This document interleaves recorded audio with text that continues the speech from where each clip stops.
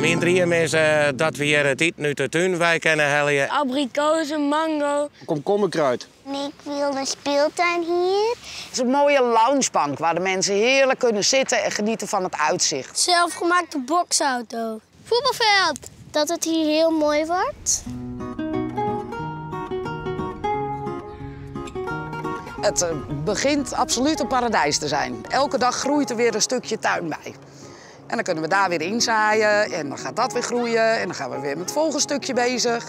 En zo wordt het steeds meer.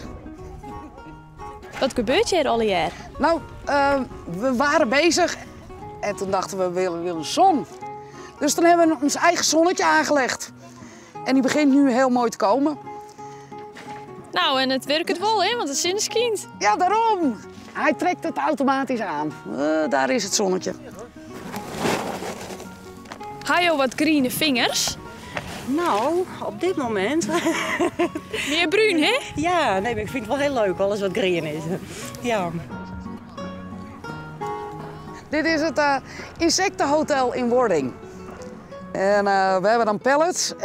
De kinderen mogen daar allerlei natuurlijke spullen in stoppen. En daar hopen we een heleboel insecten mee te lokken. Want ja, die beestjes hebben we ook nodig voor de bevruchting van alle plantjes. Ik zie overal spinnenwebben lopen en ik zag net ook wat kleine vliegjes. Dan zal je net zien als je dat gaat zoeken dat je ze niet vindt. Maar... Het hotel is nog een beetje leeg. Ja, er is nog ruimte genoeg, zeg maar. Wat Hajo een bijzondere outfit om? Ja, die komt hier vroeger in 1400, de 15e eeuw. Heeft hier een klooster gestaan. Dus dit is een beetje een eerbetoon aan de monniken. Ja. Zo liepen ze er vroeger ongeveer wel bij, ja. Jo, binnen een visje en een monnik. Ja, dat klopt het. Dat dienen ze hier vroeger ook. Is het zo? Ja, zeker. Dat is zeker weer. Omdat, omdat de monnikenklooster hier staan had, al de Galileeën, daar is het naar verneemd. En dan in die tijd werd natuurlijk een stukje eten op de pannen. Dus dat houden we in traditie. Zit het lekker? Jawel, verrassend genoeg wel, ja. Je moet hem af en toe even die draad omhoog halen, maar dat komt. Maar nee, het voelt wel lekker vrij zo eigenlijk. Dat viel wel een beetje onbeholpen eigenlijk, want ik moest er niet eens op een fiets en ik ben blij dat ik een damesfiets had. Dus ik zou er net de hele dag in omrennen willen, nee. Hier zie je de bloemen. Ja. Nou, dan hebben we die bij nodig, die daar zit.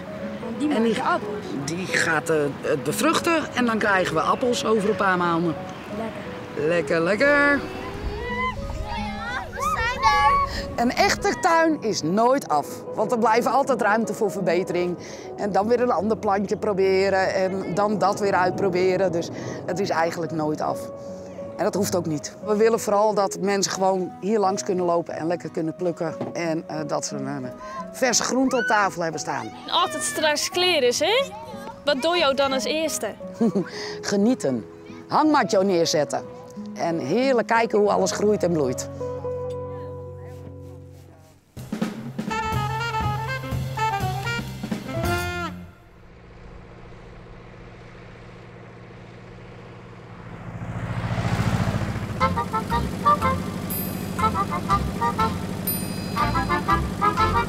Ja, wat is leuk om te trekken?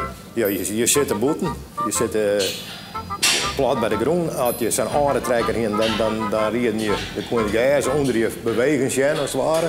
En je zit in de wind. En op het dik opschakelen, weer omschakelen, dat soort dingen. Op een trekker is gewoon mooier dan in een auto. Omdat het geluid wat erbij hebt, ja.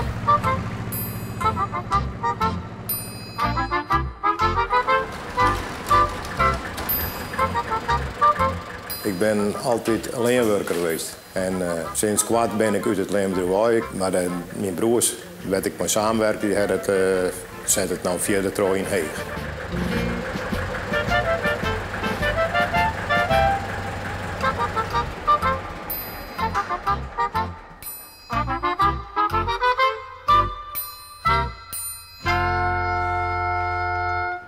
Ik heb een hang naar het oude. En toen die trekkers oprommen worden moesten, toen kon ik net om mijn hart krijgen om ze voeten te doen. Dus dan heb ik ze maar gekocht voor mijn broers. En ja, dan hij is die ding en dan riet je er weer op en dan viel je weer wat je vroeger ik viel op die trekkers. En dat vind ik het mooiste ervan. Ja, en als er nou wat de cape komt, wat een beetje liek het op wat wij in het bedrijf hebben, dan heb ik er wel eerder naar. Ten eerste, je voorhand er staat een Ford Major.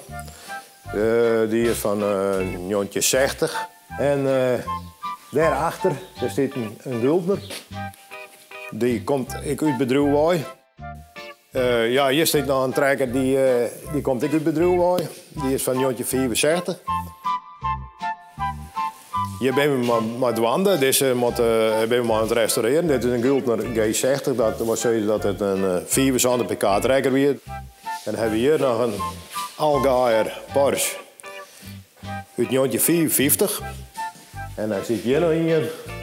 Dat is een wat een aparte Guldner. Zo'n hebben ik in het bedrijf gehad. En die is een pk 40.